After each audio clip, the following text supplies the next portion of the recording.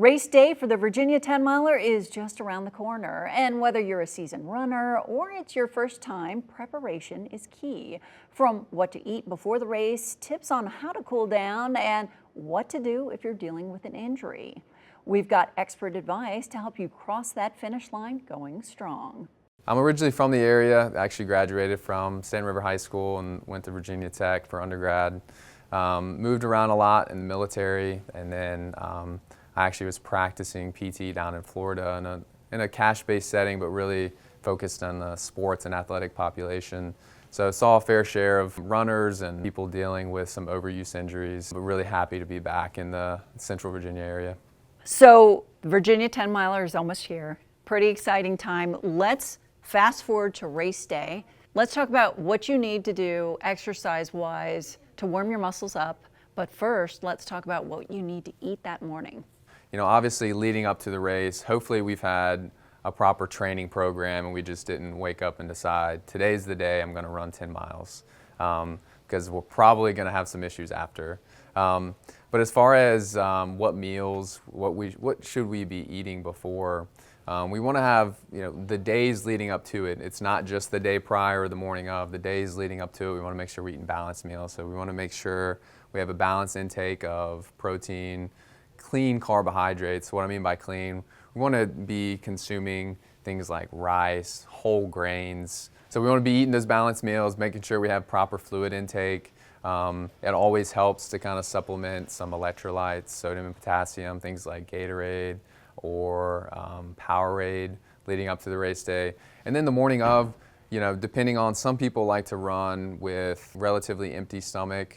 It's kind of a personal preference, but I always recommend some quick carbohydrates before you go out there to run. So things like an apple or some sort of fruit is usually a quick way to get some healthy carbohydrates and sugars that can help fuel you for the run.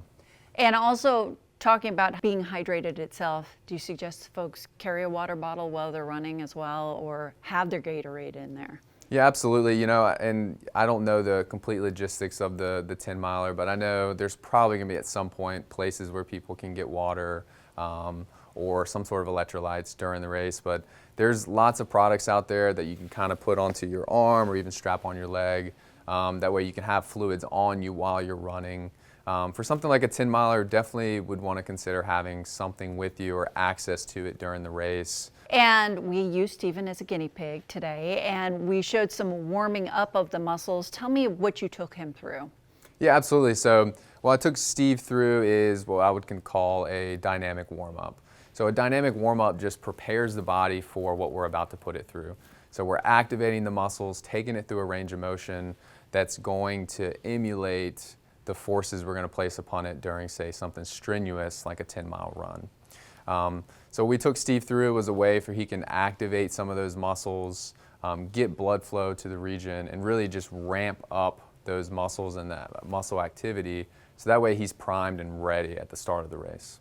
And then, speaking of which, it's after the race. How can he be stretching to loosen himself up? Right after the race, always appropriate to do more of the static stretching, just holding a stretch for time, letting those muscles kind of relax. Also want to add in, replenish some of what we've lost. So we're going back to making sure we're consuming some protein.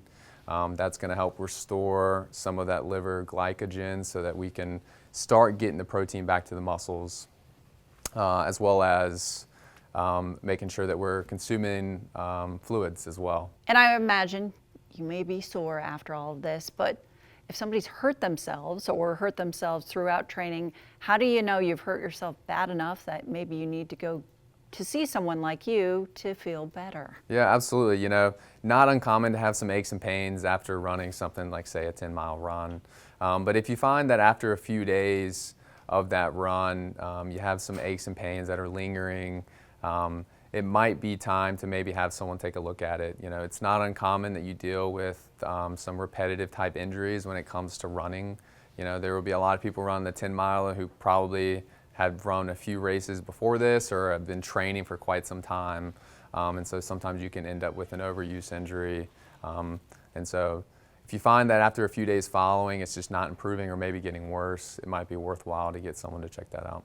And speaking of which, coming to see someone like you is a way to figure out what's going on, fix it, and skip the medication. Absolutely. So, with PT, if we have something going on, say after the race, they can go through a full evaluation so that we can kind of take a detailed look at what's going on, come up with a treatment plan so we can address it so that way it doesn't continue to worsen. And so that way we can get them back to what they want to do and back to their training program. And to learn more about addressing and treating any body pains, reach out to Rehab Associates of Central Virginia. Call 855-RACV for PT. Find them on social media or online at racva.com.